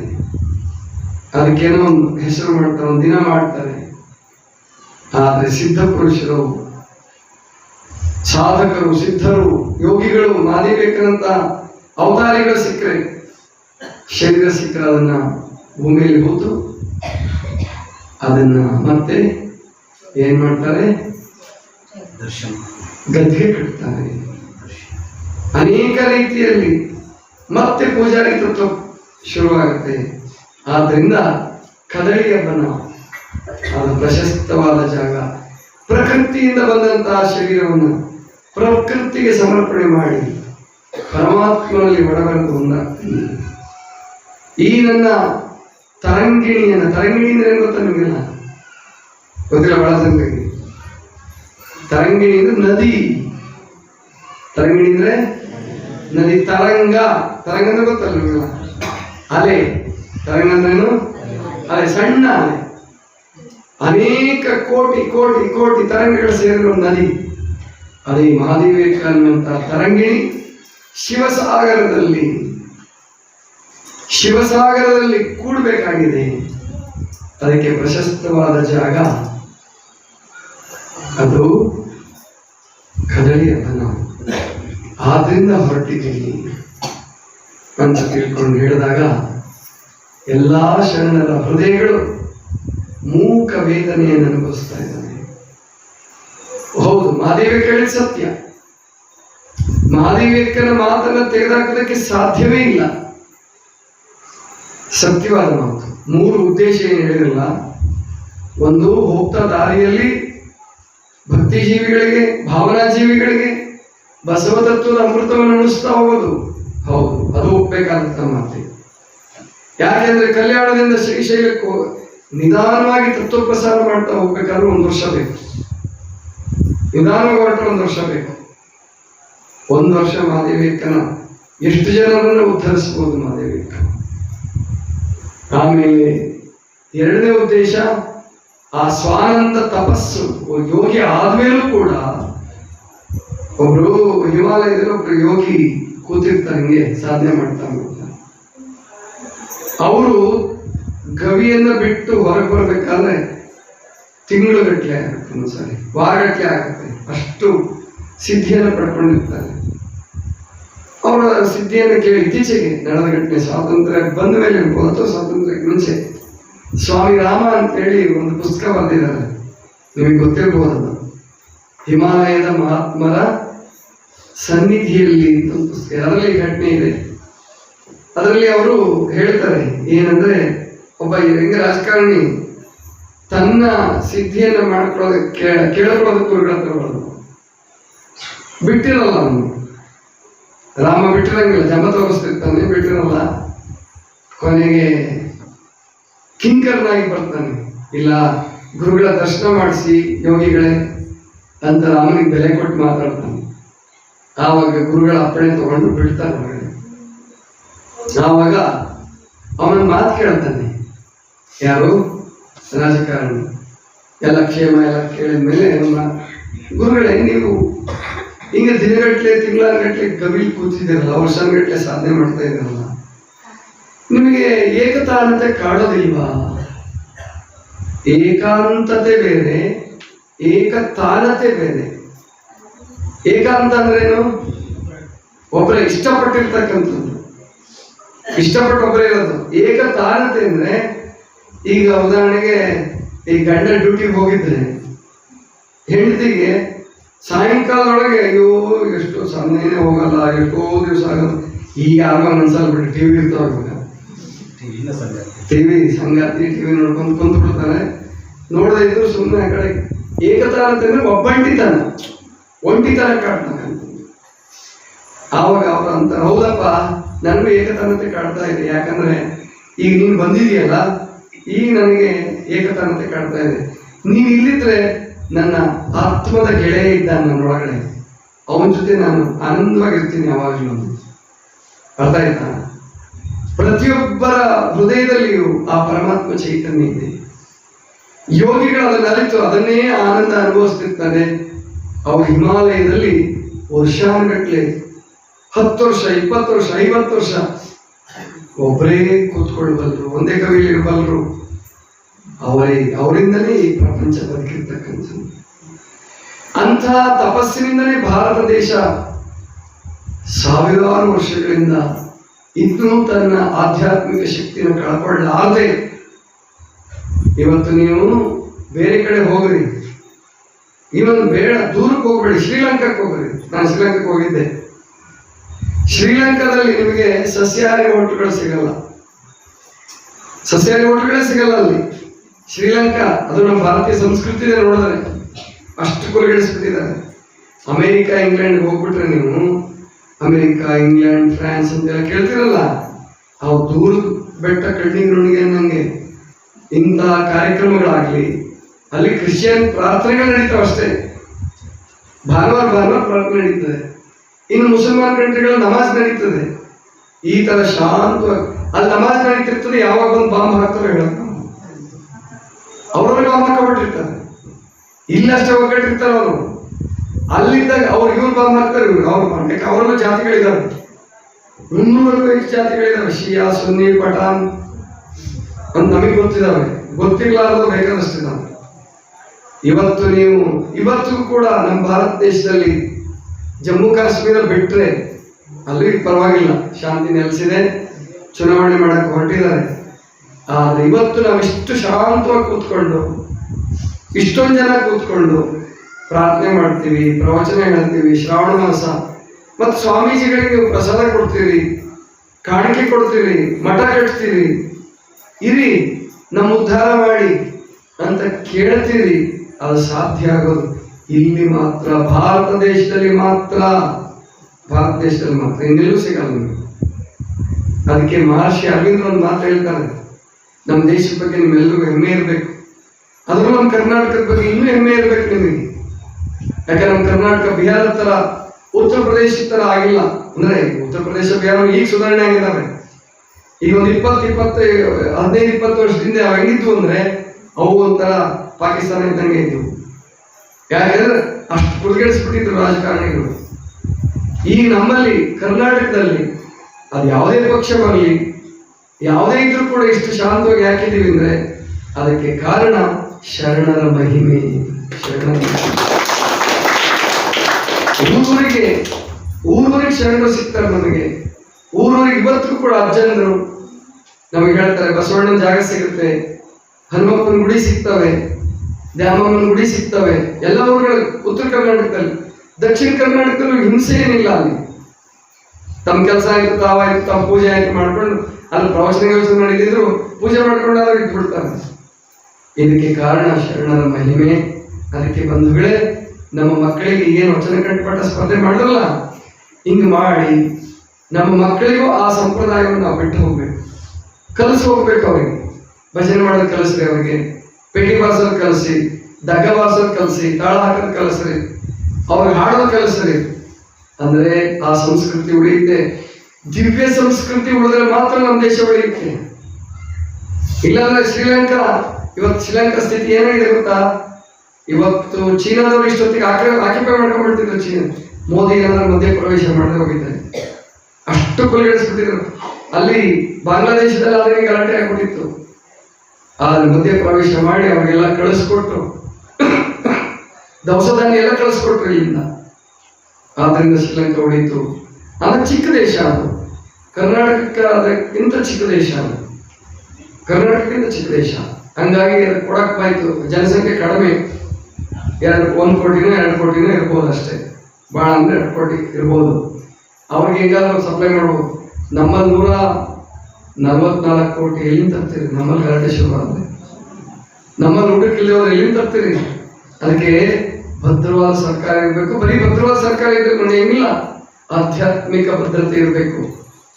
ಅದಕ್ಕೆ ಮಹರ್ಷಿ ಅರವಿಂದ್ರ ಒಂದು ಮಾತು ಹೇಳ್ತಾರೆ, ಚೆನ್ನಾಗಿ ನೆನ್ಪಿಟ್ಕೊಳ್ಳಿ. ಅರವಿಂದ್ರ ಹೇಳೋ ಮಾತಿದ್ರು. ಅವ್ರು ಹೇಳ್ತಾರೆ, ಭಾರತ ದೇಶ ಅಂದ್ರೆ ಇದು ಪರಮಾತ್ಮನ ಪ್ರಯೋಗಶಾಲೆ. ಇಡೀ ಭೂಮಿ ಮೇಲೆ 200 ದೇಶಗಳಿದ್ದಾವೆ. 200 ದೇಶಗಳಿದ್ದಾವೆ. ಆ 200 ದೇಶಗಳಲ್ಲಿ ಭಾರತ ದೇಶ ಅಂದ್ರೆ ಪರಮಾತ್ಮನ ಪ್ರಯೋಗಶಾಲೆ, ಲ್ಯಾಬೊರೇಟರಿ. ಈಗ ಸೈನ್ಸ್ ಕ್ಲಾಸ್ ಸೈನ್ಸ್ ತಗೊಂಡವ್ರಿಗೆ ಗೊತ್ತಿರುತ್ತೆ, ಏನಿರ್ತದಲ್ಲ ಸೈನ್ಸ್ ಕಾಲೇಜಲ್ಲಿ ಲ್ಯಾಬೊರೇಟರಿ ಇರ್ತದಲ್ಲ, ಹಂಗಿದು ಲ್ಯಾಬೊರೇಟರಿ ಇದ್ದಂಗಿದು ಪರಮಾತ್ಮನ ಲ್ಯಾಬೊರೇಟರಿ, ಪ್ರಯೋಗಶಾಲೆ. ಏನ್ ಪ್ರಯೋಗ ಮಾಡ್ತಾನೆ ಇಲ್ಲಿ? ಸತ್ಯ, ಶಾಂತಿ, ಪ್ರೀತಿ, ಕರುಣೆ, ತ್ಯಾಗ, ಯೋಗ, ಇವುಗಳ ಪ್ರಯೋಗಶಾಲೆ ಭಾರತ ದೇಶ. ಒಂದು ವೇಳೆ ಭಾರತ ದೇಶಕ್ಕೆ ಏನಾದ್ರು ಪ್ರಳಯ ಬಂದ್ರೆ, ಇಲ್ಲಿಯೂ ಧರ್ಮ ಹಾಳಾದ್ರೆ, ಇಲ್ಲಿಯೂ ಹೊಡೆದಾಟ ಬಡದಾಟ, ಅತಿ ಏನು ಸರ್ಕಾರಗಳನ್ನೆಲ್ಲ ಕಿತ್ತೋಗೋದು, ಹೆಂಗ್ ಬೇಕಂಗೆ ನೀವು ನಡ್ಕೊಳಕ್ ಶುರು ಮಾಡ್ರಿ, ಮುಗಿತು ಭೂಲೋಕ ಪ್ರಳಯ ಬಂದಂಗೆ ಅಂತ. ಭೂಲೋಕ ಪ್ರಳಯ ಬಂದಂಗೆ ಇಲ್ಲಿ ಬರೋದಿಲ್ಲ. ಇಲ್ಲಿ ಬರಲ್ಲ. ಏನೇನ್ ಕೇಳ್ತು ಅಂದಾಗ ಯಾರೊಬ್ಬ ಬಂದಿರ್ತಾನೆ, ಸುಧಾರಣೆ ಮಾಡ್ಬಿಡ್ತಾನೆ. ಭಾರತ ದೇಶದ ನಂಬಿಕೆ ಇವು. ಮೊನ್ನೆ ನೀವೆಲ್ಲ ಗೋಕುಲಾಷ್ಟಮಿ ಅಂತ ಮಾಡಿದ್ರಿ, ಕೆಲವರು ಮಾಡೋದು, ಕೃಷ್ಣಂದು ಮಾಡಿದ್ರು, ಪೂಜೆ ಮಾಡಿದ್ರಲ್ಲ, ಅಲ್ಲಿ ಭಗವದ್ಗೀತೆಯಲ್ಲಿ ಒಂದು ಶ್ಲೋಕ ಬರುತ್ತೆ. ಯದಾ ಯದಾ ಹಿ ಧರ್ಮಸ್ಯ ಗ್ಲಾನಿರ್ಭವತಿ ಭಾರತ ಅಭ್ಯುತ್ಥಾನಾಂ ಅಧರ್ಮಸ್ಯ ತದಾತ್ಮಾನಾಂ ಸೃಜಾಮ್ಯಹಂ. ಯಾವ ಯಾವಾಗ ಧರ್ಮ ಗ್ಲಾನಿ ಆಗತ್ತೋ, ಗ್ಲಾನಿಂದ ನಾಶ ಕಡಿಮೆ ಆಗುತ್ತೆ, ಯಾವಾಗ ಅಧರ್ಮ ಮೇಲೆ ಸಾಧಿಸುತ್ತೋ ಆವಾಗ ಅಧರ್ಮದ ಹೊಟ್ಟೆಯಿಂದಲೇ ಇಲ್ತ ಸರಿ ಕೇಳ್ಕೊಳ್ಳೋದನ್ನ ತದಾತ್ಮಾನಾಂ ಸೃಜಾಮ್ಯಹಂ. ಅಧರ್ಮದ ಹೊಟ್ಟೆಯಿಂದಲೇ ಧರ್ಮ ಹುಟ್ಟುತ್ತಂತೆ. ಅಧರ್ಮದ ಹೊಟ್ಟೆಯಲ್ಲೇ ಧರ್ಮ. ಕೃಷ್ಣ ಹುಟ್ಟಿದ್ದೆಲ್ಲಿ? ಯೋಗದಲ್ಲಲ್ಲ ಕೃಷ್ಣ ಹುಟ್ಟಿದ್ದು, ಯೋಗಿಗಳ ಮನೆಯಲ್ಲ ಕೃಷ್ಣ ಹುಟ್ಟಿದ್ದು, ಎಲ್ಲ ಅರಮನೆಯಲ್ಲ, ಸೆರೆಮನೆಯಲ್ಲಿ ಕೃಷ್ಣ ಹುಟ್ಟಿದ್ದಲ್ಲಿ, ಸೆರೆಮನೆಯಲ್ಲಿ, ಜೈಲಲ್ಲಿ. ಅಷ್ಟೇ ಅಲ್ಲ, ಅವ್ರ ಮಾವ ಯಾರಪ್ಪ ಅಂದ್ರೆ ಕಂಸ, ಮಹಾಕ್ರೂರಿ, ಕ್ರೂರಿಯ ತಂಗಿಯ ಹೊಟ್ಟೆಯಲ್ಲಿ ಕೃಷ್ಣ ಹುಟ್ಟಿದ. ಅಂದ್ರೆ ತದಾತ್ಮಾನ, ಅಧರ್ಮದ ಹೊಟ್ಟೆಯಲ್ಲಿ ಧರ್ಮ, ಧರ್ಮದ ಹೊಟ್ಟೆಯಲ್ಲಿ ಅಧರ್ಮ ಹುಟ್ಟುತ್ತೆ. ಇದು ಗೊತ್ತಿರ್ಬೇಕು ನಿಮಗೆ. ಇದು ಪ್ರಕೃತಿ ನಿಯಮ ನನಗೆ. ಅಧರ್ಮದ ಹೊಟ್ಟೆಯಲ್ಲಿ ಧರ್ಮ, ಧರ್ಮದ ಹೊಟ್ಟೆಯಲ್ಲಿ ಅಧರ್ಮದ ಕಲ್ಯಾಣ ಹಾಳಾಗಕ್ಕೆ. ಧರ್ಮದ ಹೊಟ್ಟೆಯಲ್ಲಿ ಅಧರ್ಮ ಹುಟ್ಟಿತ್ತಲ್ಲಿ. ಕಲ್ಯಾಣ 3 ತಿಂಗಳೊಳಗಡೆ ಕಟುಕರ ಕೇರಿ ಆಗಬೇಕಾದ್ರೆ ಆ ಧರ್ಮದ ಹೊಟ್ಟೆಯಲ್ಲಿ ಅಧರ್ಮ, ಅಧರ್ಮದ ಹೊಟ್ಟೆಯಲ್ಲಿ ಧರ್ಮ. ಪ್ರಕೃತಿ ನಿಯಮ ಇದು. ಅದಕ್ಕೆ ನಿಮ್ಮ ಮಕ್ಕಳಿಗೆ ಧರ್ಮವನ್ನು ಕಲಿಸಿ. ಕಲಿಸದೆ ಹೋದ್ರೆ ಬರಲ್ಲ, ಅದು ಕಲಿಸದೆ ಹೋದ್ರೆ ಬರಲ್ಲ. ನೀವು ತ್ಯಾಗ ಮಾಡದೆ ಹೋದ್ರೆ, ನೀವು ಹಣ ಖರ್ಚು ಮಾಡದೆ ಹೋದ್ರೆ, ನೀವು ಮಕ್ಕಳಿಗೆ ಸಂಸ್ಕಾರ ಕೊಡದೆ ಹೋದ್ರೆ, ನೀವು ಬೆಳಿಗ್ಗೆ ಬೇಗ ಏಳಿಸದೆ ಹೋದ್ರೆ ಮಕ್ಕಳಿಗೆ ಸಂಸ್ಕಾರ ಬರಲ್ಲ. ಆದ್ರಿಂದ ಇವತ್ತು ನಮಗೇನು ಈ ಸೌಭಾಗ್ಯ ಒದಗಿ ಬಂದಿದೆ, ಇದು ಸುಮ್ಮನೆ ಅಂತ ತಿಳ್ಕೋಬೇಡಿ. ಇಷ್ಟು ಜನ ಯಾತ್ರೆ ಹೊರಡೋದು ಏನು ಅದ್ಭುತ. ನಿಮ್ಮಲ್ಲಿ ಹೊರಗಡೆ ಅವರು ಇಲ್ಲಿ ಪ್ರವಚನಕ್ಕೆ ಬರದೇ ಇರಬಹುದು, ಮಹಾಮನೆಗೂ ಬರದೇ ಇರಬಹುದು, ಒಂದ್ ದಿವಸ ಪ್ರಾರ್ಥನೆ ಕೂಡದೇ ಇರ್ಬೋದು. ನಾವು ಶ್ರೀಶೈಲಕ್ಕೆ ಹೋಗ್ಬೇಕು, ನಾವು ಶ್ರೀಶೈಲ ನೋಡ್ಬೇಕು, ಗುರುಗಳ ಜೊತೆ ಹೋಗ್ಬೇಕು ಅನ್ನುವ ತುಡಿತ ಇದೆಯಲ್ಲ, ಒಳಗಡೆ ಸ್ವಲ್ಪ ಧರ್ಮ ಇದ್ರೆ ಮಾತ್ರ ತುಡಿತ ಬರ್ತದೆ. ಯಾಕಂದ್ರೆ 3,000 ರೂಪಾಯಿ ಸುಮ್ಮನೆ ಬರ್ತೇನೆ. 3,000 ರೂಪಾಯಿ ಕೊಡ್ಬೇಕಾದ್ರೆ ಮನೆ ಕಷ್ಟ, ಮನೇಲಿ ಏನು ತ್ರಾಸ ಇರ್ತದೆ, ಏನು ಎಲ್ರಿಗೂ ಒಂದೇ ಇರ್ತವೆ, ಏನಿಲ್ಲ ತ್ರಾಸ ಇರ್ತಾವ, ಸಾಲ ಇರ್ತಾವ. ಸೊ ಆದ್ರೂ ನಾವು ಹೋಗಿಬಿಡೋಣ, ನೋಡ್ಕೊಂಬರೋಣ. ಅದಕ್ಕೆ ನಾನು ಮುಂಚೆನೆ ಒಬ್ರನ್ನ ಕಳಿಸ್ತಾ ಇದ್ದೀನಿ. ಒಂದ್ ದಿವಸ ಮುಂಚೆ ಹೋಗ್ತಾರೆ ಒಬ್ರು, ಮುಂಚೆ ಹೋಗಿ ಅಲ್ಲೆಲ್ಲ ನಮಗೆ ವ್ಯವಸ್ಥೆ. ಯಾಕಂದ್ರೆ 200 ಜನ ಸುಮ್ಮನೆ ಹೋಗಲ್ಲಿ ನಿಂತ್ರೆ ಯಾರು ನಮಗೆ ವ್ಯವಸ್ಥೆ ಮಾಡೋರು. ಅದಕ್ಕೆ ಮುಂಚೆನೆ ಒಬ್ರು ನಿಮ್ಮ ಗೋವಿಂದ ಮಿಲಿಟರಿ ಬಸಣ್ಣ, ಮೊದಲು ಅವ್ರನ್ನೇ ಕಳಿಸ್ತಾ ಇದೀನಿ. ಮೊದಲು ಮುಂಚೆ ಹೋಗಿ ಎಲ್ಲ ಬುಕ್ ಮಾಡಿ, ಯಾಕಂದ್ರೆ ಫೋನಲ್ಲಿ ಬುಕ್ ಮಾಡಿದ್ವಿ, ಮತ್ತೆ ಸರಿಪಡಿಸ್ಲಿಲ್ಲ ಅವರು. ಆಮೇಲೆ ಯಾರಿಗೋ ಕೊಟ್ಟರು, ಅವ್ರ ಕೀ ತಗೊಂಡೆಲ್ಲ ಹೋದ್ರು. ಹಂಗಾಗಬಾರ್ದು. ಈಗ ನಮ್ಮಂಗೆ ತನ್ನಂತೆ ಪರರ ಬಗೆದರೆ ಏನಾಗತ್ತಂತೆ, ತನ್ನಂತೆ ಪರರ ಬಗೆದರೆ ಕೈ ಲಾಸ, ಅದು ಕೈಲಾಸ ವಿಜ್ಞಾನ ಹೊತ್ತು ಸರ್ವಜ್ಞ. ಈಗ ನಾನು ಹೆಂಗ್ ಬಯಸ್ತೀನಿ ಹಂಗೆ ತಾನೆ ನೀವು ಎಲ್ಲರೂ ಬಯಸೋದು. ಈಗ ಹೋದ ಕೂಡಲೇ ನಮಗೆಲ್ಲ ವ್ಯವಸ್ಥೆ ಚೆನ್ನಾಗಿತ್ತು ಅಂದ್ರೆ ಖುಷಿ ಆಗುತ್ತೆ, ಸಂತೋಷ ಆಗುತ್ತೆ. ಹೌದಪ್ಪ, ಅಪ್ಪವ್ರು ಚಲೋ ವ್ಯವಸ್ಥೆ ಮಾಡಲ್ಲ. ಇಲ್ಲೆಲ್ಲ ಏನಂದ್ರೆ 3,000 ರೂಪಾಯಿ ಕೊಟ್ಟಿದ್ದೀನಿ, ಅವ್ರು ಬಂದೇ ಬರ್ತಾವು. ಹೌದಿಲ್ಲ? ಅದಕ್ಕೆ ಹಂಗೆ ಆಗಬಾರ್ದು ಅಂತ ಹೇಳಿ ಸಾಧ್ಯವಾದಷ್ಟು ಮಟ್ಟಿಗೆ ಆ ಉತ್ತಮವಾದಂತಹ ವ್ಯವಸ್ಥೆ ಆಗಬೇಕು ಅನ್ನೋದು.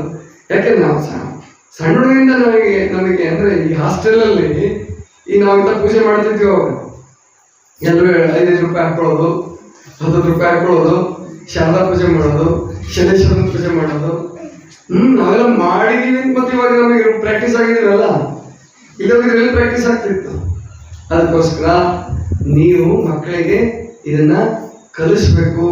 ಮಹಾದೇವಿಕ ಅದನ್ನೆಲ್ಲ ಹೇಳಿದ ಮೇಲೆ ಶರಣ ಬಂಧುಗಳಿಗೆ ಎಲ್ರಿಗೂ ನೋವಾಗಿದೆ. ಆದ್ರೆ ಮಹಾದೇವಿಕನ ಮಾತು ಸತ್ಯ ಅಂತ ಗೊತ್ತಾಗಿದೆ. ಬಡಿವಾಳ ಮಾಸಿದೆ ಅವ್ರು ಕೇಳ್ತಾರೆ, ಇನ್ನು ಕೆಲವು ದಿವಸ ನನಗೆ ಇದ್ದು ಹೋಗಕ್ಕಾಗಲ್ಲ, ಇನ್ನು ಕೆಲವು ದಿವಸ ಇರು, ಆಮೇಲೆ ಹೋಗ್ಬೋದಲ್ಲ. ಇಲ್ಲ ತಂದೆ, ತೀವ್ರವಾಗಿದೆ.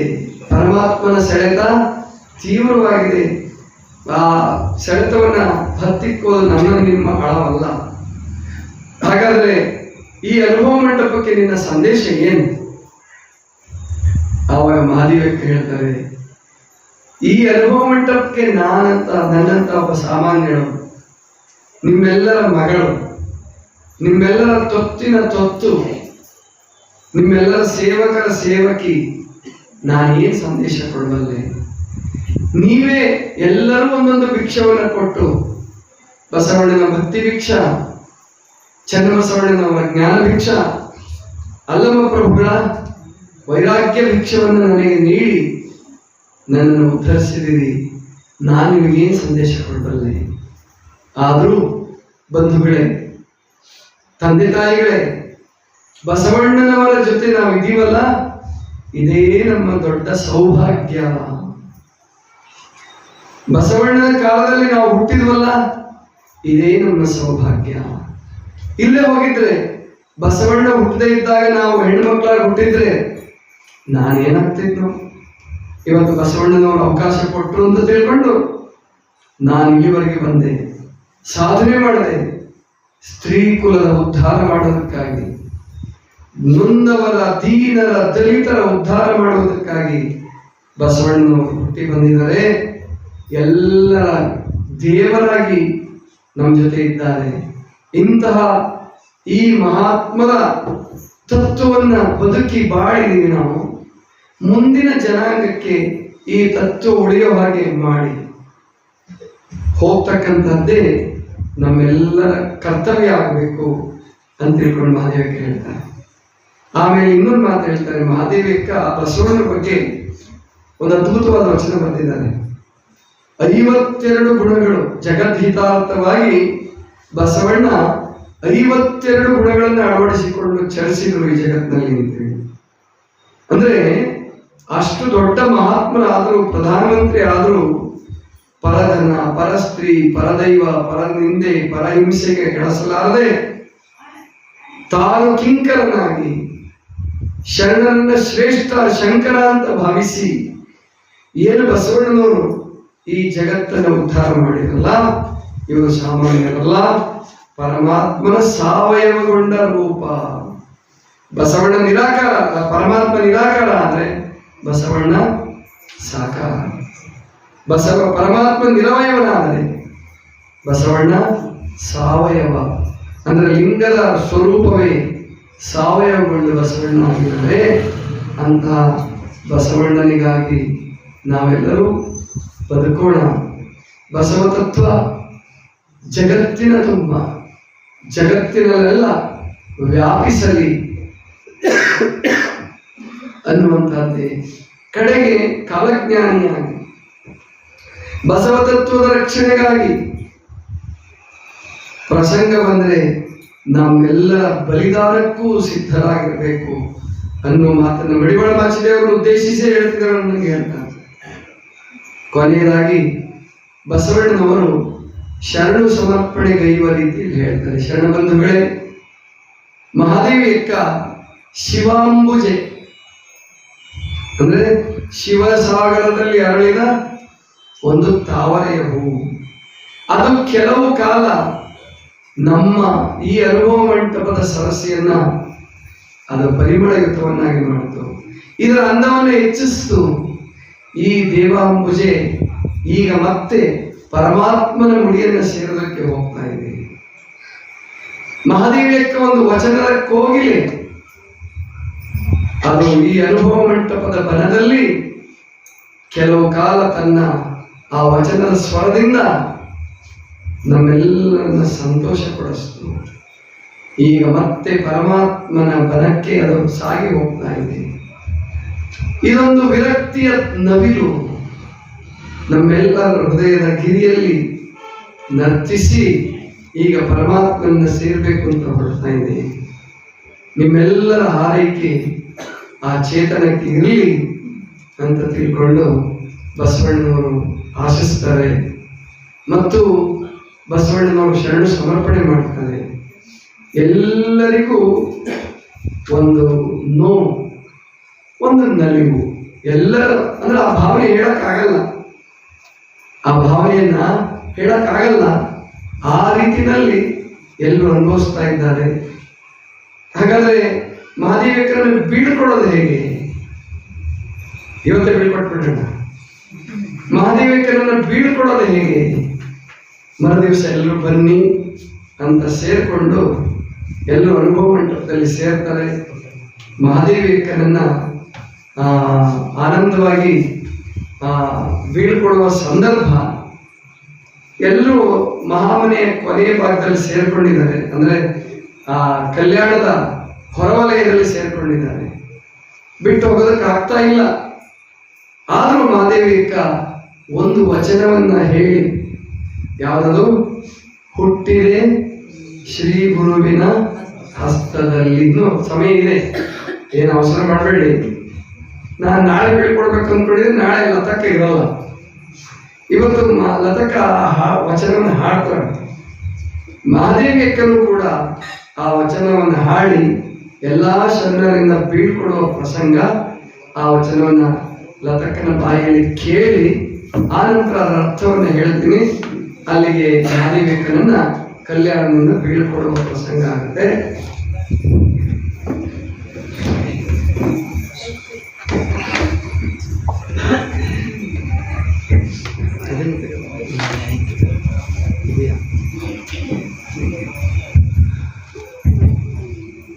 ಓಂ ಶ್ರೀ ಗುರು ಬಸವಲಿಂಗಾಯ ನಮಃ. ಸರ್ವರಿಗೂ ಶರಣು ಶರಣ. ಹುಟ್ಟಿದೆ ಶ್ರೀ ಗುರುವಿನ ಹಸ್ತದಲ್ಲಿ, ಹುಟ್ಟಿದೆ ಶ್ರೀ ಗುರುವಿನ ಹಸ್ತದಲ್ಲಿ, ಬೆಳೆದೆನು ಅಸಂಖ್ಯಾತರ ತರುಣದೊಳಗೆ. ಹುಟ್ಟಿದೆ ಶ್ರೀ ಗುರುವಿನ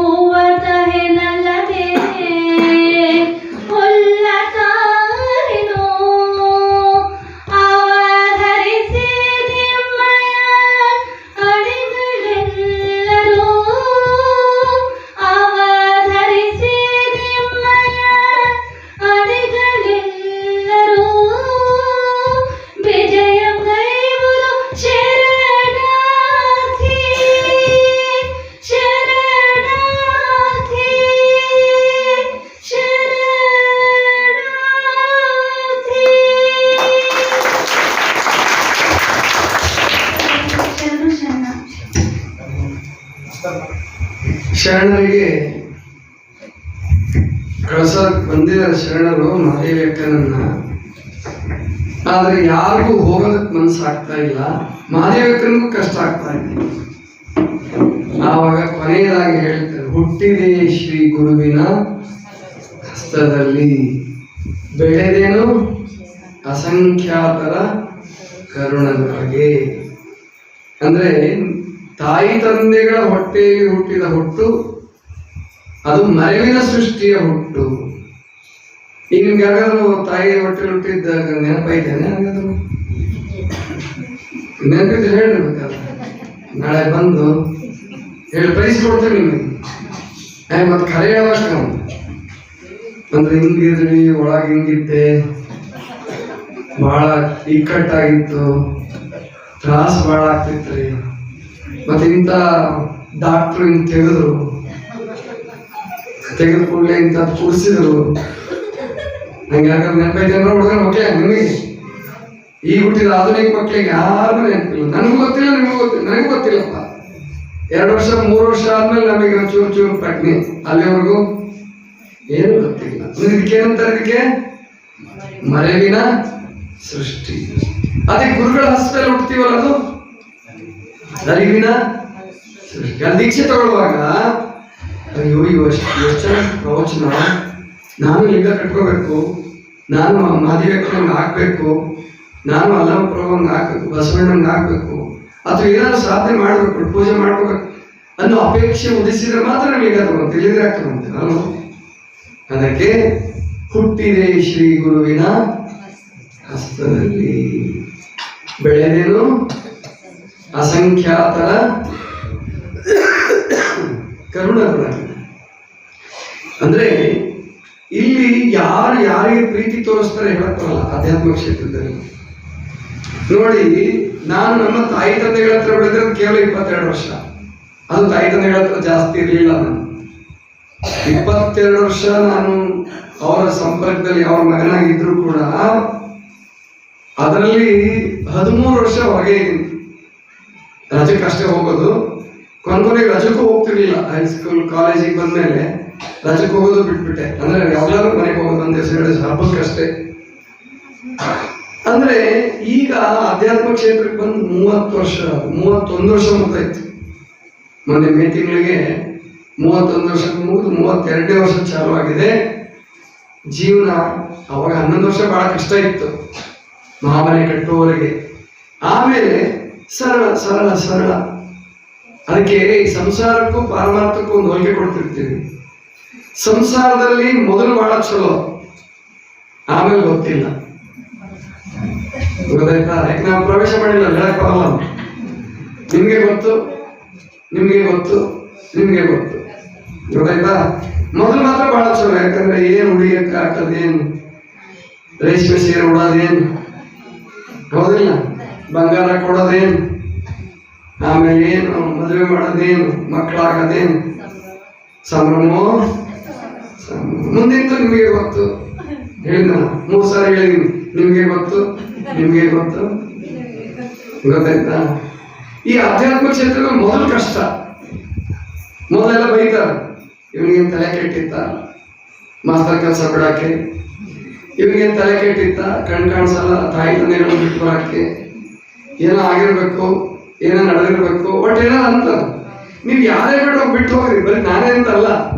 ಮಹಾದೇವಕ್ಕಂಗೆ ಹುಚ್ಚಿ ಅಂದ್ರ ಅಲ್ಲಮ ಪ್ರಭುಗಳಿಗೆ ಈಗ ಮುಂದಿನ ಕವಿಗಳು ಏನೇನೇನು ಬರೋದಿಲ್ವಾ? ಅವ್ರೇನು ನೋಡಿದ್ರ ಕವಿಗಳು? ಅಲ್ಲಮ ಪ್ರಭುಗಳ ಬಗ್ಗೆ ಏನೇನು ಬರೋದವು, ಬಸವಣ್ಣವ್ರ ಬಗ್ಗೆ ಏನೇನು ಬರೋದು ಕವಿಗಳು, ಉದ್ಯೋಗ ಇಲ್ಲಿದ್ದು. ಗೊತ್ತಾಯ್ತಿಲ್ಲ? ಹಂಗೆ ಈ ಆಧ್ಯಾತ್ಮಿಕ ಕ್ಷೇತ್ರದ ಮೊದಲು ಕಷ್ಟ, ಆಮೇಲೆ ಸಂತೋಷ, ಇಷ್ಟ. ಗೊತ್ತಾಯ್ತಲ್ವಾ? ಇಷ್ಟೇ ಸಂಸಾರಕ್ಕೆ. ಇಲ್ಲಿ ಬೆಳೆದೇನು ಅಸಂಖ್ಯಾತರ ಕರುಣದೊಳಗೆ, ಭಾವವೆಂಬ ಹಾಲು, ಸುಜ್ಞಾನವೆಂಬ ತುಪ್ಪ, ಪರಮಾರ್ಥವೆಂಬ ಸಕ್ಕರೆ ನಿಕ್ಕಿದ ನೋಡ. ಹಾಲು ತುಪ್ಪ ಕುಡಿಸ್ಕೊಡುದಿಲ್ಲ ನೀವು, ಯಾವಾಗಲೂ ಕುಡ್ದಂಗಿಲ್ಲ. ಪ್ರಯೋಗ ಮಾಡಿ ನೋಡ್ಬೇಕಾದ್ರೆ ಹಾಲು ಒಳಗಡೆ ಚೆನ್ನಾಗಿ ಹಾಲು ಕಾಯಿಸ್ಬೇಕು. ಕೆನೆ ಆಗೋಕ್ ಮುಂಚೆ ಅದಕ್ಕೊಂದಿಷ್ಟು ತುಪ್ಪ ಹಾಕಿ ಮತ್ತೆ ಕಾಯಿಸ್ಬೇಕು. ಕಂಪು ಬಹಳ ಬರ್ತದೆ, ಅದಕ್ಕೆ ಸಕ್ಕರೆ ಹಾಕ್ಬೇಕು, ಏಲಕ್ಕಿ ಹಾಕ್ಬೇಕು. ಏನು ಖುಷಿಯಾಗಿರುತ್ತೆ ಗೊತ್ತಾ ಕುಡಿಯಕ್ಕೆ. ಮತ್ತೆ ಮಾತ್ರ ಇರಂಗಿಲ್ಲ. ಗೊತ್ತಾಯ್ತಲ್ಲ? ಜ್ಞಾನವೆಂಬ ಹಾಲು, ಸುಜ್ಞಾನವೆಂಬ ತುಪ್ಪ, ಪರಮಾರ್ಥವೆಂಬ ಸಕ್ಕರೆ. ಇದು ಆಧ್ಯಾತ್ಮ ಕ್ಷೇತ್ರಕ್ಕೆ ಹೋಲಿಕೆ ಮಾಡಿ ಹೇಳ್ತಾರೆ ಮಾದೇವಕ್ಕ. ಇಂತಪ್ಪ ತ್ರಿವಿಧಾಮೃತ ದಣಿಯಲೆರೆದು ಸಲಹಿದ್ದೀವಿ ಇನ್ನು. ಇದು ತ್ರಿವಿಧಾಮೃತ: ಭಾವ, ಜ್ಞಾನವೆಂಬ ಮತ್ತು ಪರಮಾರ್ಥವೆಂಬ ಸಕ್ಕರೆ. ಮತ್ತೆ ಸಯವಪ್ಪ ಗಂಡಂಗೆ ಕೊಟ್ಟಿರಿ, ವಿವಾಹ ಮಾಡಿದಿರಿ. ಸಯವಪ್ಪ ಅಂದ್ರೆ ಯೋಗ್ಯನ, ವರನಿಗೆ ಕೊಟ್ಟು ಲಗ್ನ ಮಾಡಿದಿರಿ. ಮತ್ತೆ ಕಳುಹಲೆಂದು ಅಸಂಖ್ಯಾತಗಳ ನೆರೆದು ಬಂದಿರಿ. ಬಸವಣ್ಣ ಮೆಚ್ಚಲು ಒಗೆತನ ಮಾಡಿ. ಯಾಕೆ ನಮ್ಮೆಲ್ಲರಿಗೂ ಅಪ್ಪ ಯಾರು ಅಂದ್ರೆ ಬಸವಣ್ಣ. ಬಸವಣ್ಣ ಮೆಚ್ಚುವ ಹಾಗೆ ಒಗೆತನ ಮಾಡ್ತೀನಿ. ನಿಮ್ಮ ಮಂಡೆಗೆ ಹೂವತ್ತ ಏನಲ್ಲದೆ ಹುಲ್ಲತಾರೇನು. ನಿಮ್ಮೆಲ್ಲರ ಮಂಡೆಗೆ ಕೀರ್ತಿಯ ಹೂವನ್ನು ತರ್ತೀನಿ. ಅಕ್ಕಮಹಾದೇವಿ ಕೊನೆಗೆ ಏನು ಇಟ್ಕೊಂಡಿಲ್ಲ, ಅದು ಸಾಧಿಸಿದ್ಲು. ಕದಳೀಬರದಲ್ಲಿ ಒಬ್ಬಂಟಿಯಾಗಿ ಹೋಗಿ ಕದಳೀಬರವನ್ನು ಮುಟ್ಟಿ ಪರಮಾತ್ಮನ ಐಕ್ಯವಾದರು ಅಂತ ನಿಮ್ಮ ಮಂಡೆಗೆ ಕೀರ್ತಿ ತರ್ತೀನಿ ಹೊರತು ಅಪಕೀರ್ತಿಯ ಹುಲ್ಲಿನ ಹೊರೆಯನ್ನ. ಹುಲ್ಲದ ಕೆಟ್ಟದಂತ ಅಲ್ಲದ, ಹುಲ್ಲಿನ ಹೊರೆ ಭಾರ ತಾನೆ. ಹುಲ್ಲು ಹೊರೋದಕ್ಕೆ ಭಾರ ಆಗತ್ತೆ, ಹೂವು ಹೊರೋದಕ್ಕೆ ಭಾರನ ಇಲ್ಲ. ಖುಷಿ ಅದಕ್ಕೆ ಹಂಗೆ ನಾನು ಬದುಕ್ತೀನಿ ಅಂತ ಹೇಳಿ ಬೀಳ್ಕೊಡ್ತಾಳೆ ಶರಣರು. ಮತ್ತಿನ್ನೂ ವಿಧಿ ಇಲ್ಲ. ಮತ್ತೆ ಮಹಾದೇವಕ್ಕೆ ಮುಂದೆ ಹೋಗ್ತಾಳೆ. ಸ್ವಲ್ಪ ದೂರ ಹೋಗಿ ನೋಡ್ತಾಳೆ, ಮತ್ತೆ ಹಿಂತಿರುಗಿ ನೋಡಿ ಮತ್ತೆ ಹೋಗೋದು. ಕಣ್ಣಲ್ಲಿ ನೀರು ಬರುತ್ತೆ. ಬಸವಣ್ಣನನ್ನ ಅಗಳೋದಕ್ಕಿಂತ, ಶರಣರನ್ನ ಅಗಳೋದಕ್ಕಿಂತ ಸಾಯೋದೇ ಒಳ್ಳೇದಪ್ಪ ಅನ್ಸ್ಬಿಡುತ್ತೆ. ಅದೊಂದು ವಚನ ಬರ್ತದೆ. ಈ ಶರಣರನ್ನ ಅಗಲೋ ಧಾವತಿಗಿಂತ ಸಾವುದೇ ಕರಲೇ ಸರಿಯ ಅಂತ ಅನ್ಸುತ್ತೆ ಮಹಾದೇವಕ್ಕನಿಗೆ. ಆದರೂ ಪರಮಾತ್ಮನ ಇಚ್ಛೆ ಮುಂದುವರೆದು ಹೋಗ್ತಾಳೆ. ಮತ್ತೆ ಮುಂದಿನ ನಾಳೆ 2 ಅಧ್ಯಾಯಗಳು. ನಾಳೆ ಹುತ್ತವು ಬಡಿದರೆ ಹಾವು ಸಾಯಬಲ್ಲದೆ, ದಯವಿಲ್ಲದ ಧರ್ಮ. ಈ 2 ಪ್ರಸಂಗವನ್ನ ನಾಳಿನ ದಿವಸ ನೋಡೋಣ. ಮಹಾದೇವಕ್ಕನ ಸಂಚಾರ ಶುರುವಾಗುತ್ತೆ ನಾಳಿಂದ. ಇದಿಷ್ಟು ಇವತ್ತಿನ ಪ್ರವಚನ. ಸರ್ವರಿಗೂ ಶರಣ. ಪರಮ ಪೂಜ್ಯರು ಇಲ್ಲಿಯವರೆಗೆ